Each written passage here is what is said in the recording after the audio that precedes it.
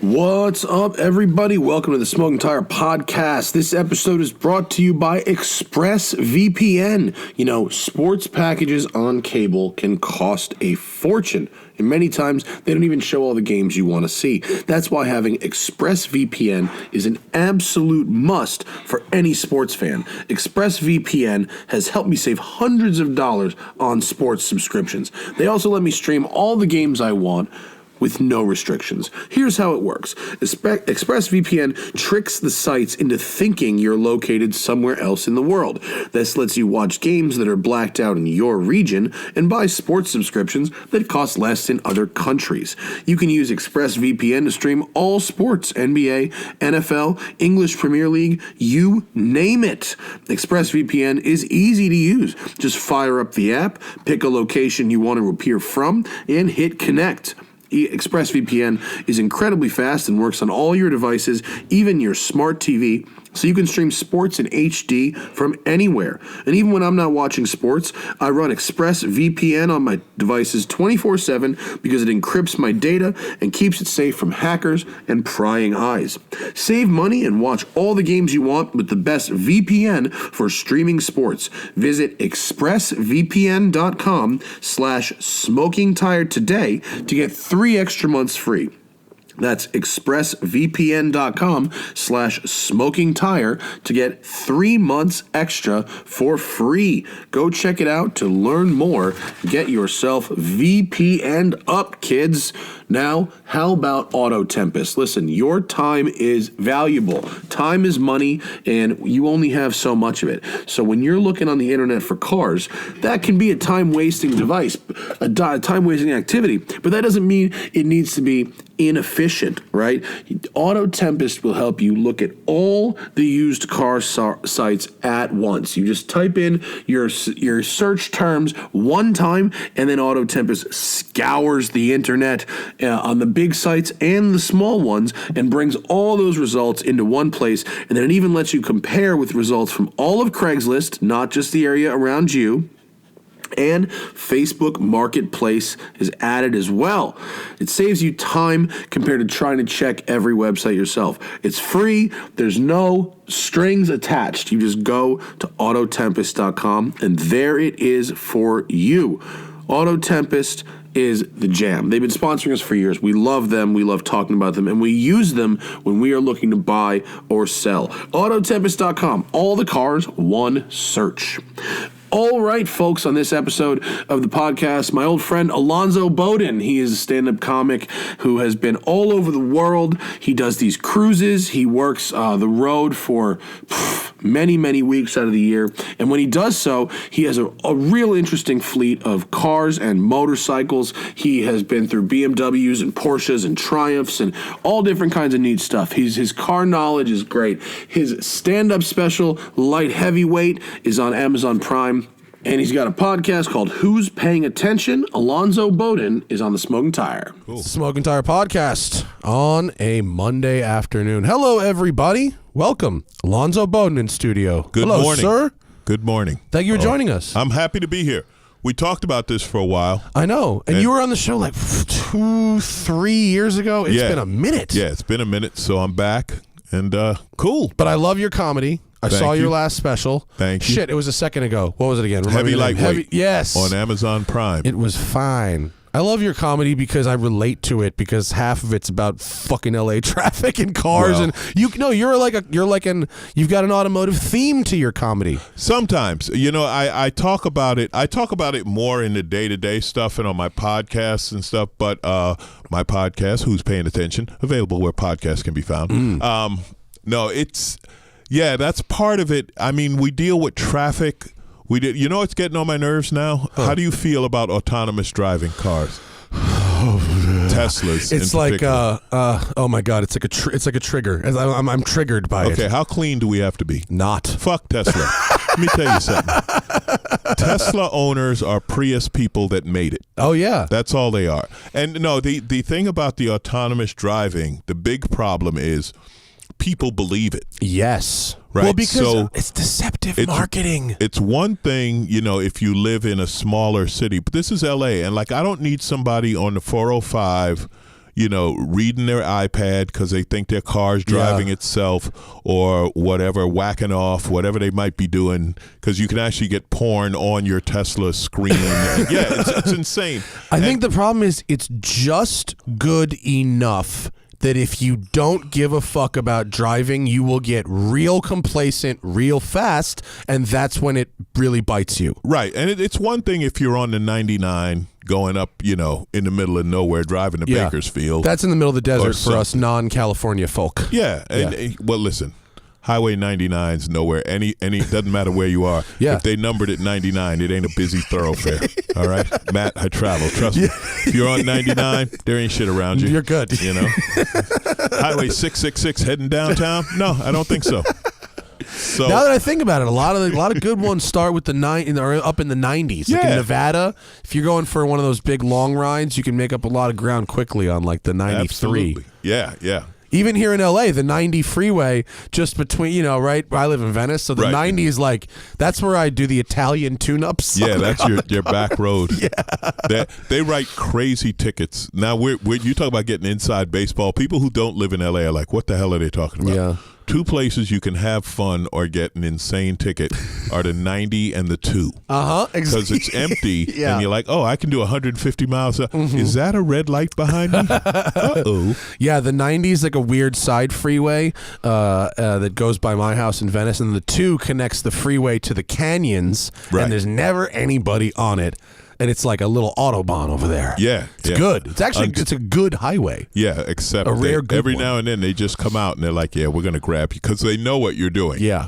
They know where you're going. They know how it works. Right. Although I've had pretty good luck weekday sport driving. Yeah. I stay out there when there's not a lot of people around, So getting back to the autonomous thing, So this is the funniest thing about it. I read about this. You can look it up. People say I'm crazy, but you can look it up. It has been documented.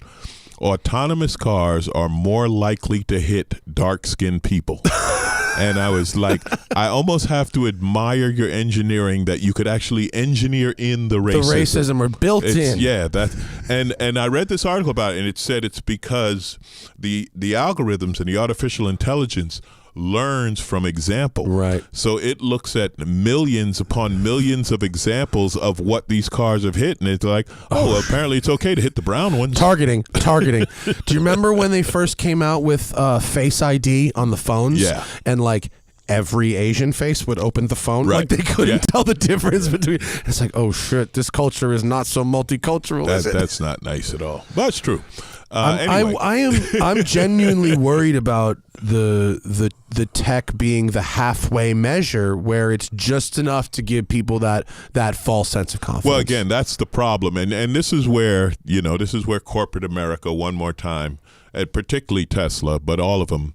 So they sell it to you as it's autonomous, it's automatic, the car will drive itself. Then when the car has an accident, they're like, hey, we told you to drive, we told you to keep your hands on the wheel. Yeah. So it's want a wink both wink sides. kind of thing. Right. Yeah. Now I had a Mercedes that had it, but you had to touch the wheel every minute. Mm-hmm. Like you couldn't go more than 60 seconds without your hand on the wheel. It would disconnect, right? And it would start like flashing on the dash. Yeah. And stuff. And it followed freeway lanes pretty good. The brakes on those things, to me, this is what I don't like. They're too harsh. Yeah. It waits till the last moment and slams the brakes on. Did you set it in dick follow mode, like in super aggro shitbag mode?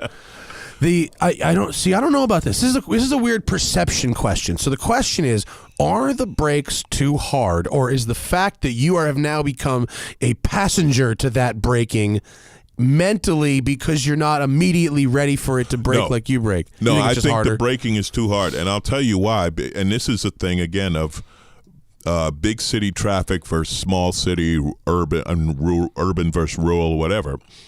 You know how the old rule, you're supposed to follow 3 seconds behind and this and that. Well, we don't have space between our cars, right? So the way the cars seem to be programmed, and I can't speak for all of them, but I'll speak for Mercedes because I had one that had this. It expects a certain distance between cars. Mm-hmm. But in LA, if you leave that much space between cars, another car is going to pull into that space. Like I used to teach traffic school. And I used to Oh my joke. God, I would have loved to have you an instructor. Amazing. In LA, if you keep 3 seconds behind the car in front of you, you'll keep backing up until you're back home. You'll be back home. You're like, well, I was trying to maintain 3 seconds and I just, so I think that's the problem. And again, I don't know where they test these things and all that, but places with nicer drivers. yeah, with a little more space. But when you get into an LA, New York, Chicago or whatever, and particularly we're the early adopters, right? LA is the one who buys these things before anybody. I mean, I've been to places. I remember last year I was in Grand Rapids and I was like, I said something about Teslas and this guy said, yeah, I haven't seen one. Yeah. People who never leave these areas don't realize that when you go to like the Midwest or something, that's like an exotic car. Yeah, like, and you don't just see them around. It's also a pain in the ass because you don't have chargers everywhere. Yeah. So and Michigan still has the fight against dealers selling them. Yeah. They're still specifically Michigan. They still have Michigan that issue. still has that issue. So, the problem again, the technology, like you said, we're in the middle. Yeah. And then I ride motorcycles, and that's a whole another death wish kind of thing where they're, you just ride like, they're out to kill me at all times. You just have to be so hyper aware. I do too, but it's the only way to get around LA and stay sane. I would not do it. People say, what's it like? I said, it's like playing Frogger live. Yeah. Yeah.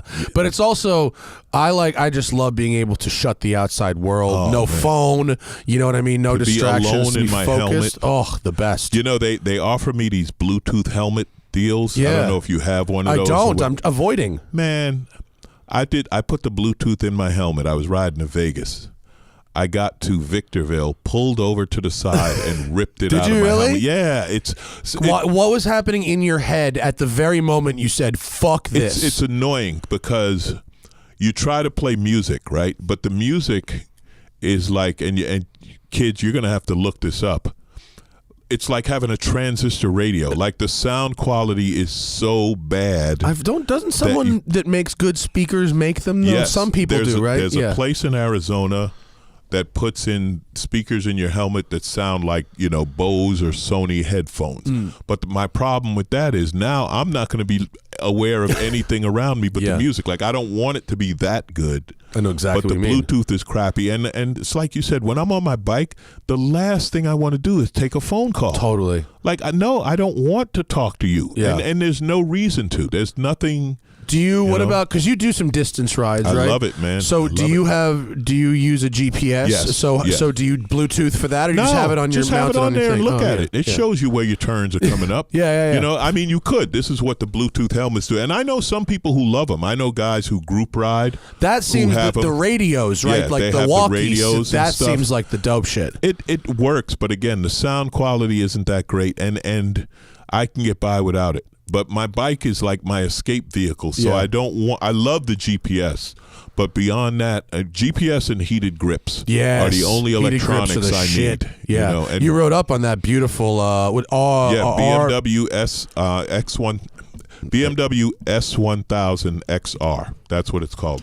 Which I love because you said it's basically the superbike engine in the GS Adventure frame. Engine in the Adventure bike frame. Fucking genius. And it runs. It's like the Ducati Multistrada, but I kind of like the BMW a little better. But what they're doing, listen, and I'll tell you exactly why they're doing this, Matt. Because sport bike riders are getting old. Fuck yeah, we are. And they're not selling 600 RRs and stuff like that. We want the speed, but we need to sit up a little. The knees need a little room. So you're talking to a broken person also. I know how you feel. So wait, but you've ridden a lot of the GS Adventure, right? Yeah. And now you've got this. I got them both. You have them both. Okay, so can you tell me about the differences between the two when you ride them? The S1000 XR is definitely faster and more sport bike. The GS is more torque. It's a bigger physical presence. It's a huge bike. I have the Adventure. The Adventure has an 8-gallon tank and the crash bars around the front, so it really looks bigger. Like if I'm touring, if I'm going to do 500,000 mile, whatever, definitely I'm taking the GS. Running around town, the GS works. the S1000 works a little faster. And although I haven't done it yet, but I will, you can do track days and stuff on the S1000 XR. Now, I know people who do track days on the GS. There's a guy up north. You always find one wacko. There's a guy up north who sent me videos, and he's like, man, I'm a fan. Come up here. I'll take you out on the track in Sonoma. I will teach you to ride the hell. And he rides the hell out of his GS. And That's awesome. I may do it one day, but the S1000 is more like the big sports bike, right? That seems like a good LA bike. You know what it is? It's a BMW M3. Oh, okay. I got it. It's a BMW M3. Comfortable, practical, but still pretty fast. The GS is an X5. Gotcha. Okay, I'm with you. All right, so that's I'm a fan of this. This is cool. 17 grand for one of these? Yeah, and you can get them a lot less because no one's buying them. Really? Oh, Seriously, I like that. no one's buying them. That's a fucking cool looking bike, and yours is that nice blue, the BMW the red, Motorsport blue, the full colors. And I'm like a bigger dude like you, and I'm broken, so I want something that has good dynamics, but I need to sit upright. You know what I mean? And my knees need to be not too bent up. It's good. Yeah, it's funny on a motorcycle. It doesn't sound like a lot, but 1.5 inches of leg room is enormous. Makes a world of difference. It's enormous in a car too. If you drive the Audi R8 and the Lamborghini Huracan are very similar cars, but the R8 has 4 more inches between the wheelbase. Oh yeah. And I mean, it's the difference between luxury car and I can't even fit in this fucking thing. I drove an R8. I'll tell you my R8 story. Please. You'll appreciate this. So a few years back, I had this show on Speed Channel called 101 Cars You Must Drive. And we drove all kind of stuff. And the way we got the cars was people would loan them to us. It might be an owner or a factory or whatever. So I was doing, I was hired as a comic to do this sales thing for Audi. And what is his name? The guy who used to run Audi, then went to Cadillac. Johan Denishin. Denishin, right. So Johan is there. Ruiner of companies. And Johan says to me, he says, hey, man, how come you never had an Audi on the show? And I said, nobody ever loaned us one. He said, which one do you want? I said, R8. He said, no problem. It was like Friday. Like the following Monday, there was an R8 in my driveway. I was like, you my man, Johan. Yep. Hole in the matrix. Show's been canceled. I'm still driving the shit out of your car. And I drove the R8. I'm a huge Porsche fan. I love the 911. To me is the great. I drove the 911 GT3. I think that's God's own sports car. I love 911s. Periodically, I buy a 911, and then I realize I got to take luggage to the airport, this or that, the other, and then I sell it, and then 2 years later, I'm like, man, I need a 911. You need a 911 with one of those cargo boxes on the roof. You're golden. But anyway, I love them, and the R8 is the only car I've ever enjoyed driving as much as I enjoy a 911. Now, the problem with the R8 is if you need to carry more than a briefcase. Yeah. And you know why it's particularly bad? The all-wheel drive system takes up all the space. So if you want to drive a mid-engine car and carry a little more shit, the rear-wheel drive ones, like the McLarens and the Ferraris, have a much bigger frunk. I like how you say that, like I can just go buy one. Right. Matt, I would love to. Aren't you a multi-millionaire celebrity? I'm not that funny yet. Yet. No, You're a fucking funny fucker. I love your comedy, You know who Alonzo. I get that with? Thank you. I get that if I'm hanging out with Leno or Corolla, because they're honestly they just great suggest guys. you $500,000 cars. Yeah, but they forget. You know what I mean? But it's not like it's not ego. It's they just genuinely forget. Yeah. Like, I'm not as rich as you. Like, no, Yeah, Adam. what you really need, Hey, Alonzo, Adam, is I about... won't be at Pebble Beach this year, but thank you. And it's funny to me because I mean it's not like it's nothing but a genuine think that that you're in the club, and I'm like, I'm almost in the club. Have you ever been to Pebble though? No, but I have to go. Oh, you gotta go. You gotta go. And you don't and there's a way to do it that's just as fun that doesn't cost $1 million. You don't have to be the multimillionaire bidder. And here's why it's perfect for you. Motorcycles. Yeah. Because the best and worst thing about Pebble Beach is the traffic. Right. But what you do is you get like a Vespa from the press fleet. Yeah. And you just putt. And now putt you're around. lane splitting through like 250 GTO, Miura, 959, and you're like, fucking hell. Like, it's the most paranoid traffic. Oh, I'm sorry. I think I turned myself up a little loud. As Sorry, long folks. as you don't touch one and get stopped. Fuck. Yeah, man. I'm a scooter man, actually. I don't know if you know this, but I'm a scooter man. Really? Yeah, I've had a Yamaha 125 for 6 years that has just been my LA runaround, super DL, like fantastic. I sold it 3 days ago for the exact same amount of money I bought it for 6 years ago.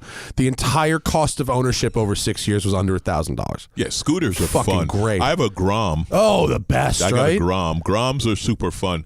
Scooters. Do you ever take it anywhere? Or do you just, it's like, I'm going to ride the Grom now. And yeah, it's just, I'm going to laugh. I'm going to ride the Grom. I've taken it up to the Rock Store. Have you? And I don't know if you know Young Lee with M1GP. Oh, I know M1GP, yes. Yeah. So I've done he does go-kart track days with mini bikes. Oh, at Adams, out in Riverside? No, up at Willow. Oh, on the go-kart track or on the big go-kart track? Oh, that's awesome. So I've gone up there with him with the Grom, and it's you're doing a track day at 30 to 50 miles an hour and having more fun than whatever high-speed craziness. Have you seen this? I've seen the monkey. I haven't got a monkey yet. So the Grom is the mini sport bike, and Honda just came out, I think this year, with a reissue of their famous monkey, a mini trail from like the 70s. This is mechanically a Grom. It's the same, but it's got a vintage dirt bike look, and I want one so badly. Those things are cool. I always loved the original one. Now I probably couldn't even sit on one. No. Now. But the reason I always want, like, they'll pop up online, and I'm always tempted to buy one and just put it in my office. Yeah. Because when I was a kid, that was the ultimate mini bike. Yeah. Like they had all the, the Cat mini bikes and the Bandits and stuff that used the lawnmower engines.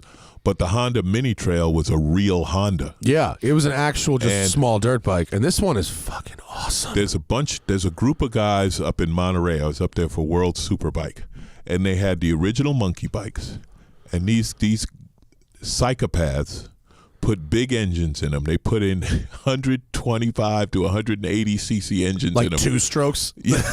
These things would do, they were like, yeah, it'll do 70. It was like, what? And so it's bike night, and everything's laid out on Cannery Row. Yeah. All kind of, Ducatis and sport bikes and this and that. These 3 guys on these little monkey bikes, everybody wanted to see them.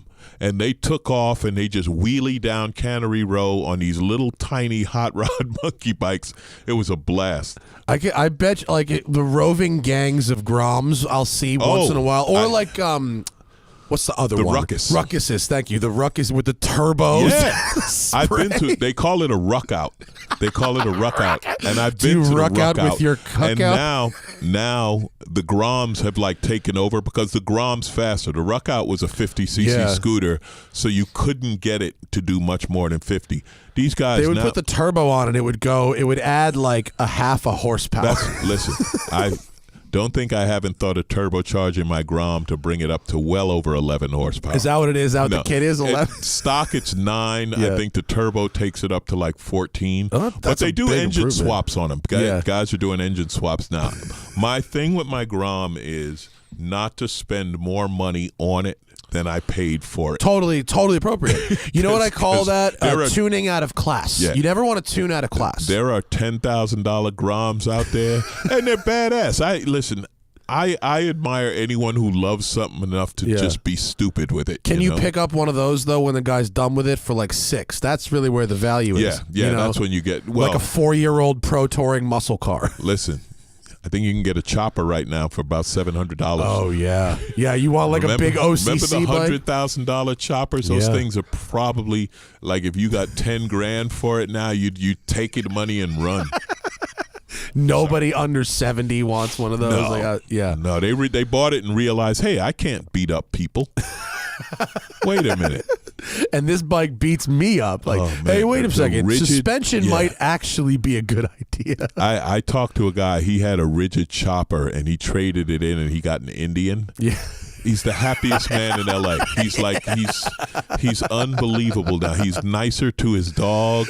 He's nicer to the children in the neighborhood. It's just what a change suspension makes. Have you tried an electric motorcycle yet? Yeah, not. You weren't into it? Nah. How come? Just they didn't have the visceral thing? Yeah, it's Somebody said this to me, and when he said it, it made perfect sense. He said, "You know why you don't like electric?" He said, "Because you like cars. Electric is an appliance." Totally. Yeah. And I rode the electric superbike, and it was fast. The Engira and whatever it's called, but it was like, it's technology for technology's sake. Yeah, I agree. It's not better. Like, we're not concerned about the emissions from a superbike race that doesn't need fixing. And you don't shift. You know, it would work for, like you say, like a scooter. Energica Ego? Yeah. Is that it? Energica, yeah. Yeah. And they're beautiful bikes. Again, high spec, high, Oh, great wow, bike. that's fucking hot they looking. make electric superbikes. It reminds me of an MV Agusta, actually. They're electric superbikes. They look rad. And then I rode the what's the really popular one? The Alta or the Zero? The Zero, yeah. You talked about a scooter. An electric scooter would be really cool. Like if I've been waiting for the electric scooter, Vespa for years. Right. If you're riding a Vespa or a Honda, that 150 scooter that they make, that's a great little bike, and you switch that to electric, you'd be like, oh, this is perfect. I 100% agree with you. But as a motorcycle, I agree. Not there yet. I'm going to go buy a Vespa 300 this month. I'm so excited. They go like 90. Have you ridden the Piaggio with the 2 front wheels? Yes. What's that like? It's one of those things that's like kind of embarrassing to be seen riding, but once you ride it, you go, this is actually really very good and very smart. First off, it's fucking fast. I did 110 miles an hour on it. Also, it has a lock button. So when you come to a light, you just press the lock button and it holds it in its position. Stays up. So you don't have to put your feet down, which, I mean, okay. Yeah. And you can really get an angle going. You can get a big lean down on those things. They're fun, man. They rip. I talked to a friend who rode the Niken, and he's a super fast sport bike guy. And he said, man, that thing works. He said, I don't know if I'd buy one, but he said, but it definitely works. The new Yamaha with the Yamaha sport bike with the 2 front wheels. Oh, I haven't. How do you spell it? Niken. Yamaha Niken? Yeah. Oh, yeah. Holy shit. Wow, that's so fucking weird looking. Yeah. Really? Yeah. You've got to be kidding me. Okay, we are literally looking at what appears to be a normal motorcycle, but with a fully split fork and 2 full-size front wheels. That's exactly what it is. Now, that you can't lock the front on that, so you have to put your foot down.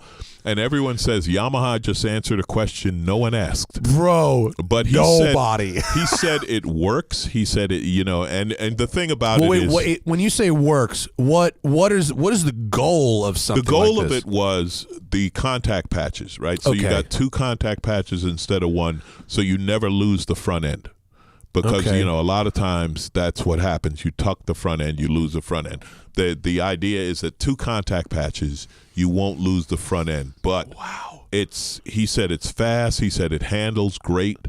It's a weird bike. It's a weird looking bike. Super weird looking, yeah. But and it will split lanes in LA. That's crazy. So yeah, man. Are any of the, I want to see the stunt guys get down on this. Like, they do wheelie them. They have wheelied. And the front, both the 2 front wheels have brakes. Yeah. I imagine they're linked. Yeah, right? Probably. Yeah. Do you think all 3 brakes are linked? I don't know. I'm not sure. They make a touring version of it too. They have like a sport touring version with bags. This is a really nerdy thing. I thought that Piaggio was nerdy. This is really this fucking is something nerdy. That you get, and this is why it's dangerous for me, because I love getting stuff where I'm the only idiot who has one, and that's one of those things that. How do you spell it again? Niken. Niken. I'm just gonna look on Instagram and see if I can find, because I can't play YouTube videos, but maybe I can find on Instagram a video of someone like carving on one. Here's a guy wheeling one. Get the fuck out of here. All right, now this we need to see. Oh my god, that looks so weird, dude. And he's wheeling the hell out of it. Look at that. Yeah, there you go. It's very Bat Pod. Yeah, totally Bat Pod.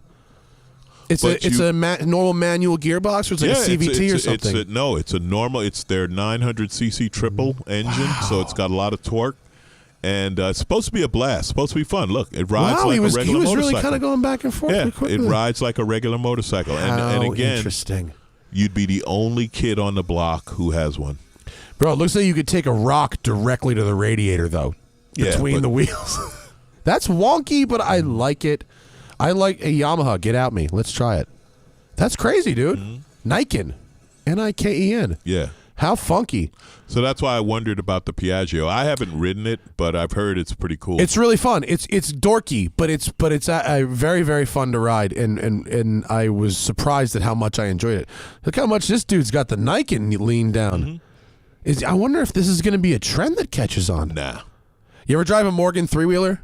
No, I haven't driven the Morgan. I have driven I've driven the Slingshot. The Slingshot sucks. You didn't like the Slingshot? I wasn't about it. I had you fun. like it? I had fun with the Slingshot, and I've done the one that I'm not crazy about are the Can-Ams. Nah, that's a snowmobile on the street. Yeah, I'm not about that. Well, you know who they sell them to? They sell them to car people. That's who buys them.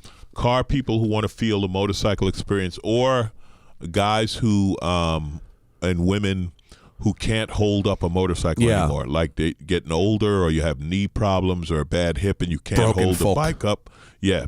So I mean, look, if you have a handicap, all right, fine, I get it. But I guess is it better than one of those Harleys with the trike wheels? Yes, I think it probably is. So I got a buddy. He's a big time touring guy and this and that. And he told me, he said, the Harleys and the Goldwings with the two wheels in the back are inherently unstable. Like those three-wheel ATVs that got banned. Yeah, he said, but the Can-Am will not tip over. And he said that's why he thinks that's why he believes in the Can-Am.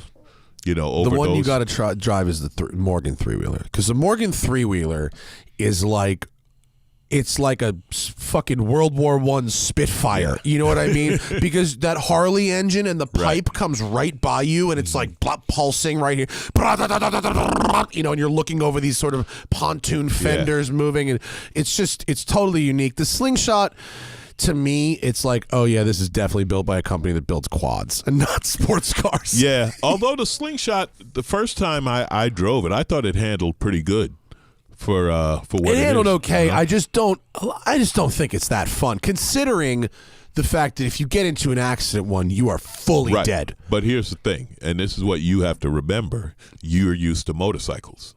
Yes, and real sports cars. So if you're only used to cars, the Slingshot becomes a whole different thing. Oh, because it gets you closer to the motorcycle thing, is what you're saying? You're out in the air, and you've got a crazy power-to-weight ratio. You know, those are things, this is what I say about stuff like that. You rent it, you don't buy it. 1,000%. When I drove the Slingshot, I was like, this is a $50 an hour rental outside of Vegas. You're on vacation somewhere, and there's a Slingshot, and you rent it. You spend a day. I'll drive a lap around St. Thomas, and really that's what it's for, and you have a great time with it. It's like a modern Fiat Jolly. If you buy one, then you're like, man, like look at the price of used Slingshots. Like, you talk about depreciation. It's funny that you bring it up. Here's the question: do I look in cars and trucks or motorcycles? Not sure. For Polaris Slingshot. Cars. I've never once looked up the price of a used Slingshot. Here's a 2016 for $15,000 with 6,200 miles on it. Right, and that was $30,000 new, right? Yeah, I think it was 24. Yeah. So it's definitely cheaper. Yeah, still not worth it. $16,000 gets you a better Miata. He's asking $16,000. Good point, Alonzo. Very good point. He's asking $16,000. So what about this? Was something that came up. Somebody posted. I think it was on Jalopnik, and I was laughing. They said, "Has anyone ever paid asking price on Craigslist?" Nope, not a chance. My roommate Vinny just got a 2001 Infiniti QX4. Remember that? It was the Infinity-ized Pathfinder. Right. The last year of that, with 130,000 miles on it, one owner, $2,000. Yeah. He drove it home. It's nice. It's really, really nice, actually. We were last time you were here, I think you came by, you were detailing an E92 M3 sedan. Yes. Do you still have that car? No. That was a nice car, man. That was a beautiful car. Red. It was Imola red? Yes. Yes. Good it was car. a great car. So I'll tell you my story. For one thing, I have no attention span when it gets cars. Like, oh, that's nice. Yeah, I'll get one of those. And I don't have room or money to collect, so I trade and swap. So it's one at a time for you. Pretty much one at a time. So, I went from that back to an X6, but this was in 2011. I had a murdered out X6, right? And this is before anyone had anything murdered out. Just completely flat black, wrapped, black wheels, the whole thing. I pull up to my dry cleaners, and the girls who work there, they, 18, 20, whoa, you just bought the Batmobile. And I never thought of that, but I was like, yeah, I did, didn't I, right? So I go up to a friend of mine, Marcus Miller, brilliant jazz bass player. He's playing at the Hollywood Bowl. So I go up to the show, and I pull up into the back where the parking is, and he's like, man, I got a new Porsche Turbo. I'm thinking everyone's going to want to see my Porsche. I roll up behind some asshole in this badass black BMW SUV, and it's fucking Alonzo. And he was like, I told him, never let him park here again. But no, that was great. But it's funny you mentioned the M3 because I just got, about 3 months ago, the last of the M3 the last of the last version of M3. So I got a CS. F80, F80, CS. Yeah. Oh, cool. Those are nice. So I got the CS. I got an incredible deal on it. I love when I find someone as crazy as me. The guy, in what way? The guy had picked it up on a lease, right? And he had it for like 3 months, and then he told me he got a GT3, so he wanted to get rid of it. So I took over his lease. He put down a big money because this lease was the lease price, like my monthly payment was so low, dealers were like, man. Really? Yeah, dealers were like, I don't know how you got it at that. He must have put down like 20 or 30 or something. He had to. So did you do it like through like Swap-A-Lease? Yeah. Oh, really? Swap-A-Lease. Is that how you normally go? You normally take not over always, but leases? I look at Swap-A-Lease. I don't always do it, but I've looked on there. I've taken over and gotten rid of a few leases on there. It's a very cool way to get a car. It's interesting, for a couple isn't it? of years. For those who've never heard of it, it's people who, if you lease a car and then you decide you don't like it or can't keep it or whatever, you're basically fucked. Yes. There's no cheap, easy way to end that. And Swap-A-Lease helps people who are maybe looking for a shorter term car, a year to 3 years. You could take over someone's lease and potentially, you take over their payments, but like Alonzo just said, maybe you get the value of their down payment. Yeah, so it's a good hookup. You just take over the monthly payments. Here's what you should never do. I learned this the hard way. I co-signed with my sister on a car. Which she leased and then wanted out of on Swap-A-Lease. The complications of a co-signer on a Swap-A-Lease was like a 6-month-long disaster. They don't like doing it. And then it depends. You also have to look at the company because a friend told me that with Porsche, when you do a Swap-A-Lease, you're still on the hook. Oh. If that person flakes. Oh, that's not good. Which is not good at all. So you really have to check with your company. BMW, and I only know because they did it, they charge you a $250 fee to do the credit check and this and that, the paperwork. And then you just transfer the lease, which is cool. But anyway. It's a really nice car. M3 CS is great. I'm loving this car. Yeah? I'm loving this car. Are all the CSs dual clutch? They're all DCT? Yeah, they are, right? Yeah. Which I'm happy with dual clutch. Look, I'm not one of these people. You live in traffic land, sir. People are like, oh man, I got to have a manual. I'm like, no, you don't. The dual clutch is better than you. Now, I'll tell you where I wish I had a manual. My other car, my daily driver, now is a JCW Mini Countryman. Interesting. And it's got an automatic, and I wish it had the 6-speed, but finding one of those at a 6-speed. A JCW Countryman is not common. They did make them, but it's really a unicorn car because, first of all, not many people are buying the JCW Countryman. No. And then to get it with the 6-speed is another layer. You pretty much have to buy either an ex-press car because the press cars might be. Yeah. Do you like that thing? Love it. It's actually kind of a good city car. It's a great, man. All kind of room in it. It's fun to drive because it's a mini.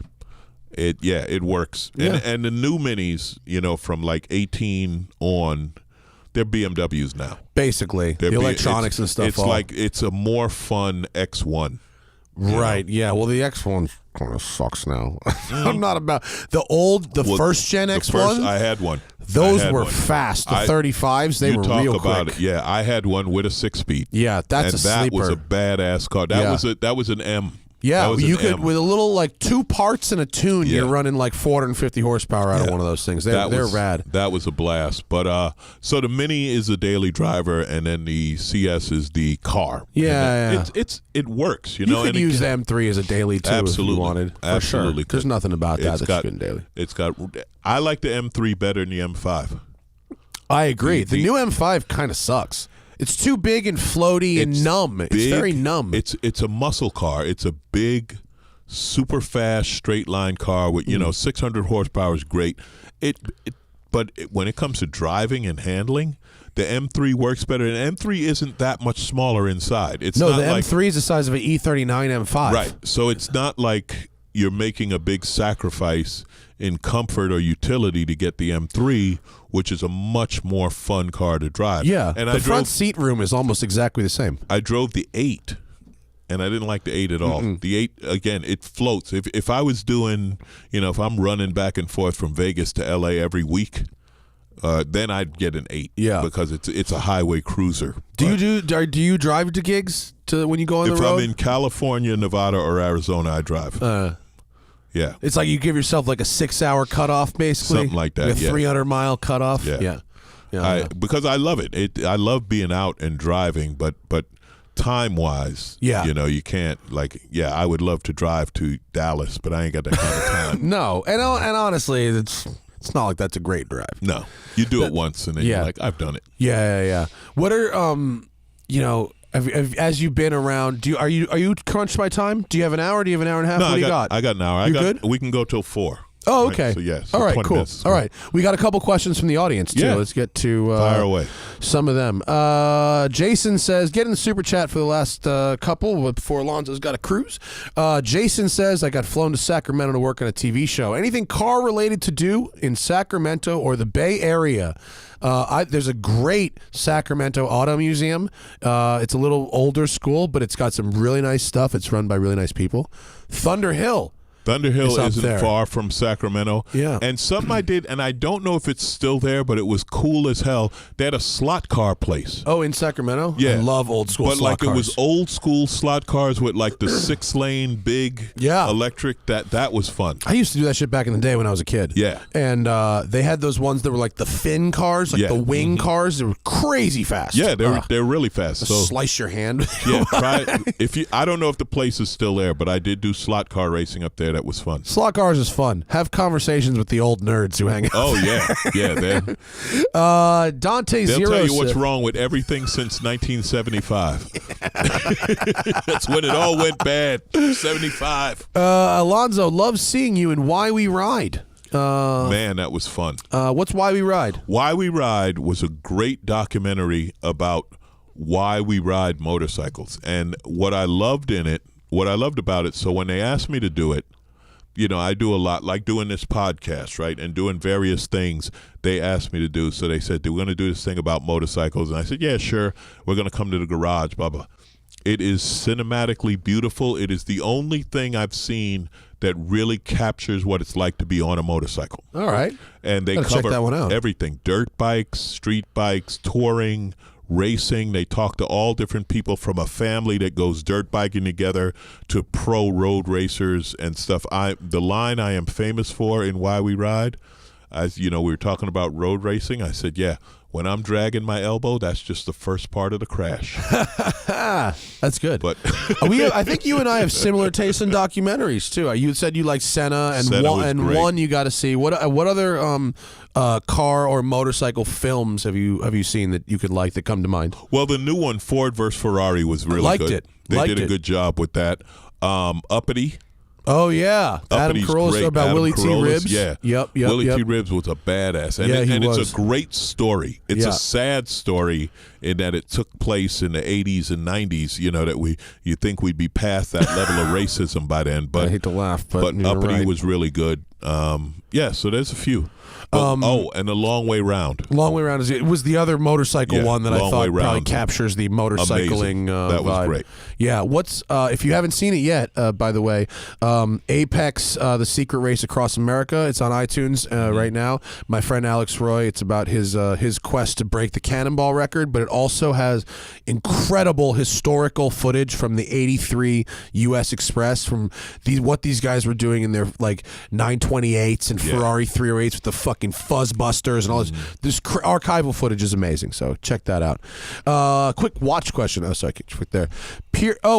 Sorry. Dante had a question. Would he rides mostly in the city? Would you recommend a cruiser or standard bike? I say standard. Standard. Upright. Yeah, standard upright. But cruisers are okay. I've ridden my share of cruisers. I had an Indian Chieftain for a couple of years, and that was very cool. But they're more relaxed. If you're commuting, you want a standard bike. But cruisers are okay. Chicks love cruisers, man. Women love baggers. I'm serious. You Really? get a bagger. You get a bagger with a stereo, right? You put speakers in the bags. I'm telling you, they love it. You know why? Because it's comfortable and it thumps and the sensations are there. Yeah, get her if so. Take I her also out on think a it bagger. depends. Like, can you lane split in your city? Because if you can't lane split, then Well, the you can only lane narrowness of the split bike. in California legally. Yeah, he didn't specify. Legally, but everyone does it. Quick watch question. Pierce says, what do you think of a top-to-bottom Seiko SKX build for a daily watch pro-assembled? This is going to You are talking to the wrong guy. I'm a watch I like nerd. watches, but not to that level. This is going to go into the next question, Pierce, so hold, please, because the next question is, when have I modded my car out of class? This person's talking about buying a watch that is the equivalent of like going to the Roadster shop and having them build you a 69 Camaro for like $300K, right? So you're starting with a car that's like 40 grand, but out the door it's many times over the value of that. It's not a Singer. Right. And when have I modified my car out of class? I talk about this a lot. Like, if you have a certain amount of money, let's call it you have $50,000. I don't recommend you buy a $20,000 car and put $30,000 into it. And I think if at a certain point, if you've got a car, let's call it your M3, and you've done the wheels, you've done the suspension, you've done the tune, now you're doing the turbos, now you're doing this. You're at a certain point, you should have just bought a Porsche GT3. Well, here's the thing, and there's two schools of that. But now, and I remember me and Titus had this talk 10, 12 years ago, because Titus is definitely a muscle car. Yeah, and he's out of his mind. Guy. Yeah, love that guy. But the engineering now is so good. The cars are so good. You really can't improve them much. You think you can, and you can if you're a pro. If you've got a stopwatch, if the stopwatch matters, you can. But here's the thing, and this happened with superbikes. You ride. This happened with superbikes 12 years ago. You're not good enough to go fast enough to challenge the vehicle. You know what I mean? Like Correct. my M3. I can't drive better than this car is right now.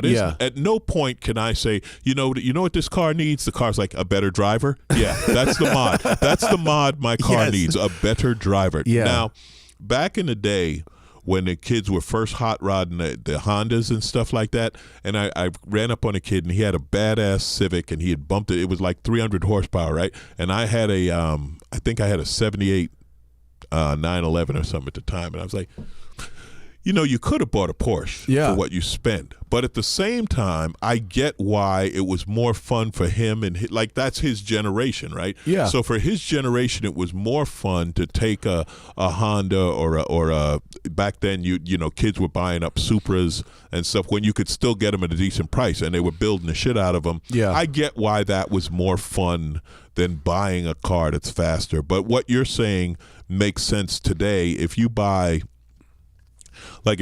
say, a Miata, and you're going to put $20,000 into it, you know what?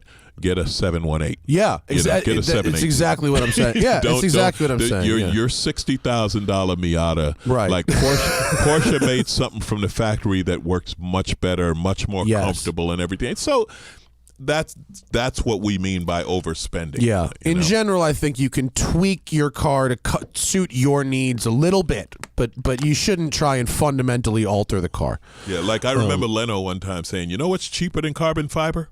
Stop eating cheeseburgers. He's totally right. Stop eating cheeseburgers. Yeah. That's so much cheaper than a carbon fiber hood will save you 20 pounds. Or you can get off the junk food. He's 1,000% right.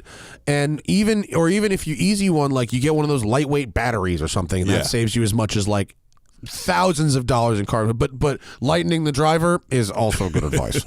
Will says, I'm looking to upgrade from an Infiniti G37X. My budget is 30 to 35 grand, and I want something sportier but don't need a ton of space.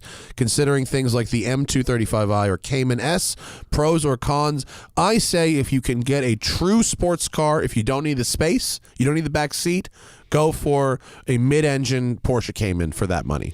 If you can do you could do a Cayman. I'm a big fan of the M235. They're nice. I'm a big fan of the 2 Series. You have a trunk. True. You have 2 trunks in a Cayman? Front and but rear? not the same. No, it's not the same. big. Yeah. Also, Corvettes, 30 to 35 Corvettes, gets you a lot of Corvette. You get a lot. The only thing about a Corvette, and I hate to say this, but there's still that it's a Corvette. I still, when I get in a Corvette, I'm like, now I'm a creepy old guy. Yep. I'm just that. There's no escape, new one, dude. The new one may not have that. It may. We'll see who buys them. Different. Let's see who buys them. But otherwise, I'm like, yeah, can't drive past the high school. Yep. No, it's not. Corvettes in LA are not cool. But Corvette, it is a ton of car for the money, without doubt. Ton of car for the money. You got a big trunk. You know, you actually have pretty decent fuel economy on the highway. Depends on Good how ride. big you are. Small interior. Yeah. Lack of leg room in a vet. That's a good choice. M235Is are very nice though. Carl Sanders says, or better, here's if you want to go fun, if you can find one, get an old 135 with a 6-speed. They rip. That's get a super 135 sleeper. with a 6-speed. If you can find one, that is a car. The 1Ms are priced out of the market, but the 135 was only a step below that 1M. And a couple little bits and bobs here and there, and a 135i is good to go. That's true. Underappreciated in the used market. The 335s get all the love. The 135s get no love. 135 was a badass. Yeah. Carl says, have you ever tested a car that was close but no cigar? Hell yeah, I've tested cars that were close but no cigar. Lots of cars. One of the more disappointing cars I drove when I was doing 101 Cars You Must Drive, first generation Acura NSX. Oh, they're a little slow. People I had to be nice to it on the show. What do you really think? It's the world's fastest Accord. They are. They're slightly Accord-like. It's Honda engineering is so good that they take the feel out of anything. Well, look, you gotta go back to 91 or even to 89 to really put yourself in that mindset. Yeah. You know, I had an 88 Mustang Fox body. The idea that Ford was selling that while Acura came out with this NSX. You know, I also had an R32 Skyline, which is amazing feat of engineering. The NSX was a phenomenal car. Yeah. But too well engineered. In other words, if you were in that market, yeah, it did. If you're in that market, you're looking at that exotic car, you're looking at that upper end car, right? You're looking at a Porsche 911. A 911 has a feel to it, right? If you're really going crazy and you're getting into a Ferrari, or so that's a whole nother thing. And yes, the NSX works better than a Ferrari, but it would never be a Ferrari. I agree. Durability is a virtue for that car.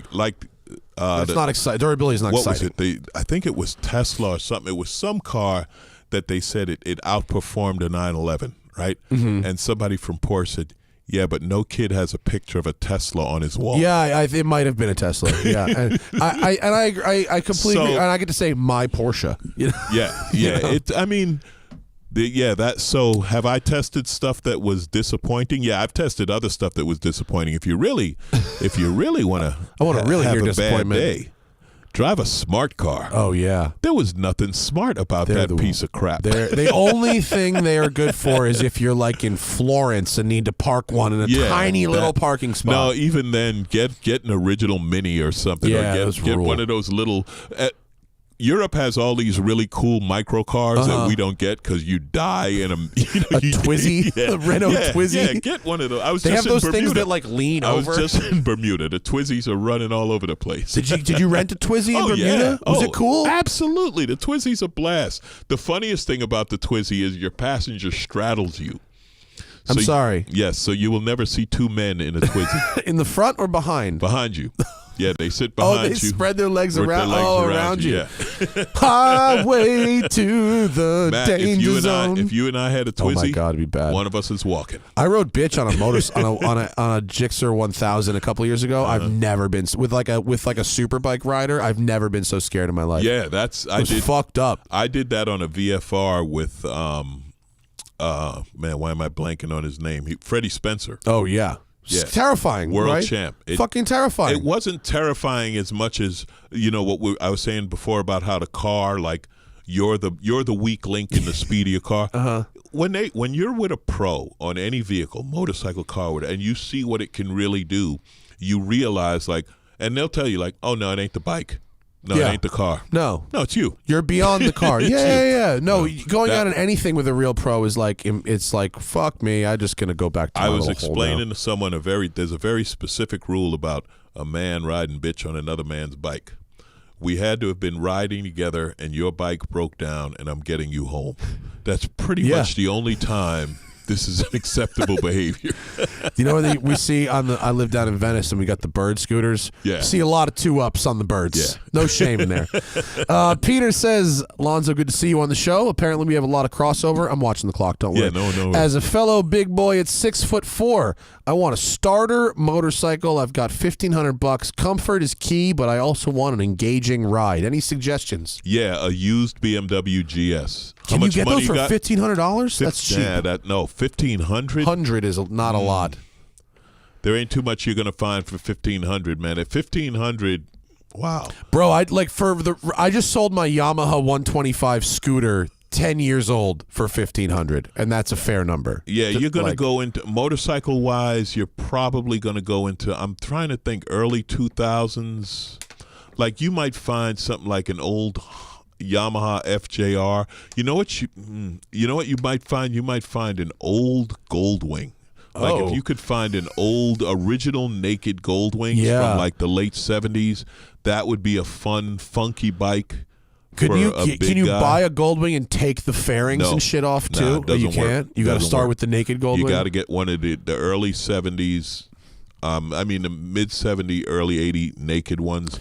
And you could find like a Japanese bike from the 90s. Like a UJM kind of thing? Yeah, UJM. Look at this. I mean, you want to talk about a sexy bike. I mean, look at this. Here's a 77 Goldwing naked. That's just beautiful. Yeah. That's lovely. How much is that? You could find I don't know. stuff I just like grabbed an image off but of yeah, fucking you the could internet. you could sometimes find those or an old Japanese rat bike. Yeah. These Goldwings are cool as shit. Yeah. So for my new in in terms of bikes you want to buy but don't ride, I'm buying a CBX to put in my lobby just to drain the fluids and stare at. I have a CBX. Do you really? That has been under construction. So this is funny. So my guys at AIP, who I love, who have built very cool bikes, and they built my Rocket 3 a couple of years ago. Google Hulk CBX. Mm-hmm. So I've always loved the CBX. It was the bike I wanted when I was a kid and could never have. Let me get a picture with some res. I'm online late at night doing my bike porn thing, as I always do. And I went on the CBX forum. I said, yeah, man, I'd love to get a CBX and put modern suspension on it and fat. So this guy hits me up. He's like, I live in Marina Del Rey. I collect CBXs. I got a few. Come down. I'll show you some bikes. So I go down there, and he has two perfectly mint, beautiful, he has this crazy French CBX Cafe Racer bike. We go to the storage thing he has, and he has this bike in here. And Matt, it's the ugliest motorcycle you've ever seen. It's green and pink. It is horrible on so many levels. Look some at that Incredible seat. Hulk. Look at that seat. It is visuals. So here's really the thing. Fucked up, actually. It wasn't a purchase; it was a rescue. I said, "How much? I got to get this thing out of here," and so I bought it. So you bought this? I bought that. Fuck. So my guys at AIP were talking about what are we going to do with this? Well, I had a Ducati Diavel. Oh, those are rad. And somebody hit my Diavel with you on it. Yeah, broke a foot, but we stripped it. Right, it was considered totaled. I had carbon wheels on it. I had Rizoma bars. I had all this cool stuff on it. We stripped all of that off. I had it all in my garage. We were like, we're going to put it on the CBX. How does that work? Completely stripped it down to the frame. You got to change. He had to work on a swing arm. So you left the bearings. CBX engine. Yeah. Okay. So it's going to have the CBX engine. Uh-huh. It's got and I have pictures I can show you on my phone when we get done. But it's gonna have the single-sided Ducati swing arm with a fat tire on the back. Okay, well, I'm getting a picture of the Diavel for us. Gold Olean's forks with it's gonna be amazing. The problem is that it's not AIP's top priority. So far we're 2 years into this build. Oh no! We'll work on it when we have time. Here's It a Diavel, sits in the and here's what we're starting with. So we're keeping the engine, the exhaust. And no, then we're not keeping the exhaust. Oh, you're not keeping the exhaust. No, we're going into a 6-in-1. Oh, into one collector? Yep. Oh my 6 God! into 1, it's going to sound like a Supra. Yeah, but we got to because we have to show off the. We have to show off the single-sided swing arm, right? You can't have a single-sided swing arm and a fat tire and not show anybody. Oh my God! We're on 2 years now. Yeah, let me see. Well, while you're looking, oh shit! Here, hold it up to this camera. It'll adjust. Oh, it's a Proyecto. Yeah, there's a lot going on now there. You can see. Are you painting that frame or leaving Oh it yeah, pink? we're gonna paint the frame. Yeah, yeah. Look, here's a look from the back. Look how fat that wheel is. That's gonna. Oh look my great. God, that's ridiculous. And that's carbon fiber, by the way. The whole wheel is? Yeah. That's bitchin'. Who makes a carbon wheel? BST. Cool. Yeah. Neat. Sorry for the video, folks. No, That's video of video. Look at this one, this cafe racer style. I really like what's been done there. That's excellent. Oh, here we go. You get your it's a bit of a mess for the video, but yeah. It's coming together. When it comes together, it's going to be like one of the most badass CBXs. Oh yeah, I call that a rescue rescue for sure. Well, if you know of another one that is going to be ready to sit in a lobby and look pretty, but doesn't need to run much, that's a good one. know, the thing about CBX is the prices, because I've been watching them and I love the bike. They're all over the place. Yeah. So you can pick up a runner for about $4,000. Yeah. But the mint beauties, people are asking $10,000 for. One just sold on Bring a Trailer for 12, I think. Yeah, it was a big dollar one. Yeah, I'd like to not pay that much. Yeah, but you can get one if you just want it all stock. Yeah, I'd budget about $5,000 and then just do some cleaning. That's in my wheelhouse. Yeah, but man, remember that bike? The sound of it. Cylinder? Fuck out of here! If you guys go on YouTube and just Google Honda CBX. Straight pipe track day video. It sounds like a Formula One race. To the youngsters out there, just remember this was a death trap. This thing had the rear tire was so narrow, they had nothing. The frames were flexible. It's a really sketchy bike. The engines were so much more than the frame on those early '80s super bikes. This is a transverse inline 6 engine, and it's 24 valves. It's one of the best sounding motorcycle engines in history, and it's a sketchy ass bike. I want to stare at it in the lobby. I don't want to fucking ride it. But see that's Honda, man. That was, you know what I mean? Like just a crazy engine. That's when Honda was like, yeah, let's see if we can build this. Yeah. And they would do it. Yeah. And then they're kind of starting to build some cool stuff again. But they seems like they might. The Civic Type R is pretty rad. The Type R is pretty badass. Car. Yeah. The Grom was a big hit. It's true. They got the Monkey now. Yeah. 3 more questions and then we'll let you go. Okay. Brad says, I might sell my STI hatch and get a new Mark 7 Golf R DSG for an improved interior and a more mature look. How do I mod for fun without sacrificing reliability? APR sells some pre-packaged kits, stage 1, stage 2, stage 3. If you go to stage 1 or stage 2, it's a proven package. You get a nice bump in horsepower, and unless you're absolutely beating the piss out of the car at all times, you're not going to have a problem with reliability. Right. And this is another thing that we're talking about. This is what I would say. Drive it first. Yeah. Drive it first. See how you like it, because with performance, not only do you lose reliability, you lose some drivability. You know what I mean? So, and I get it. You want sometimes it to be, you can do the basic little stuff without you can ruining do anything. basic stuff, but people want to go radical with their cars because they read about it. They saw a YouTube video, somebody had one, this or that, and they don't tell you, oh, this thing sucks driving to the grocery store. Well, the internet will lie. You know, the internet will. You know, it's like Instagram. You're looking at a highlight reel of somebody's life. It's the same thing on the internet with a car. You know, people think 800 horsepower is something normal because of the internet. If you took a friend out an 800 horsepower car, they'd shit their pants. And you don't get to use it. Yeah, I know people with those cars, and they're like, nah. This guy told me once. He said, hey, if you want to never ride your motorcycle again, put a turbo on it. He said, put a turbo on it, and you'll never ride it again. That's actually you know, fucking funny. It's true. Last one, actually, the good news for Ryukachu. If you just tuned in later, we spent a minute doing Alonzo's opinion on the electric motorcycles. So you'll have to catch the actual show later, and you'll hear that discussion. But he's asking about electric bikes? Yeah. Yeah, they work, but again, appliances. Unnecessary.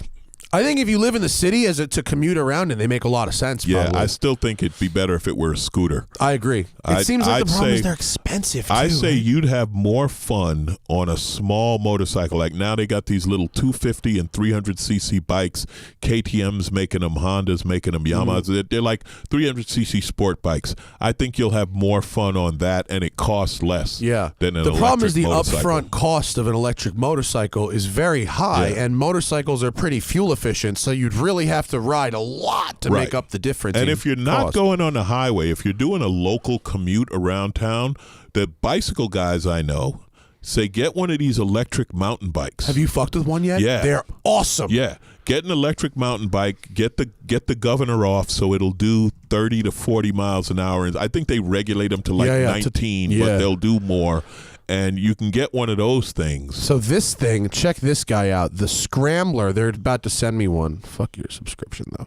These things, this company, Vintage Electric, this thing is like 7Gs. It's pretty expensive, but it goes 35 miles an hour, and it's got a suspension on it, and it's made of steel. Yeah. I was just talking last week to a guy. He was a mountain biker all his life. He's like maybe 70 years old now, and he's got this specialized electric mountain bike because he said he can't pedal up hills anymore, and he loves it. It probably rips. Thing is badass, you know. So if you're looking at an electric motorcycle, if you don't have a highway commute, if you're just in the neighborhood and this and that, look at one of those electric mountain bikes. They seem more fun. They are, and you kind of get the benefits of a bicycle and sometimes benefits of a motorcycle. Right, you can put it anywhere. You ride it on sidewalks. And like you say, you know, the buy-in on an electric motorcycle, I think they start at about $7,000.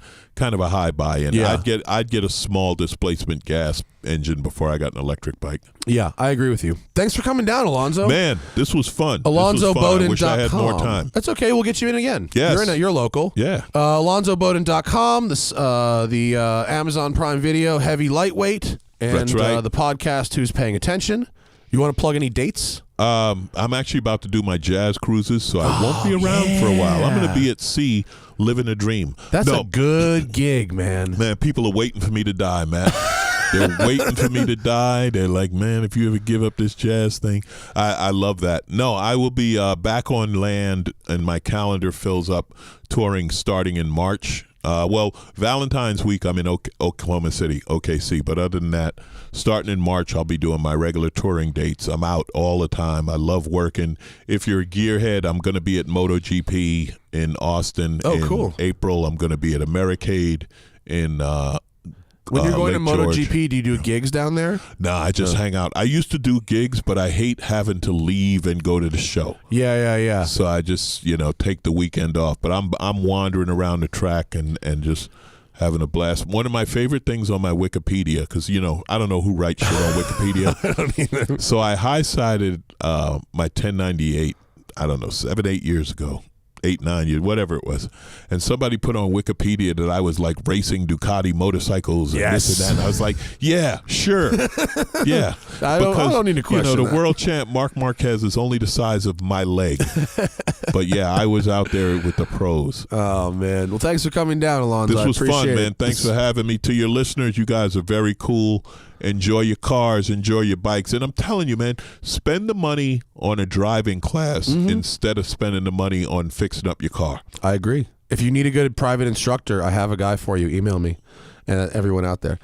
Thanks for coming by. The Smoking Tire Podcast is powered by Shout Engine. Get your own damn podcast at shoutengine.com. It's easy. All you need is a microphone, a connection to the internet, and ideally something to say. Live, folks, we're back tomorrow at 5 p.m. with Joey Seeley of eMotion Engineering. Thank you all for stopping by. Good evening.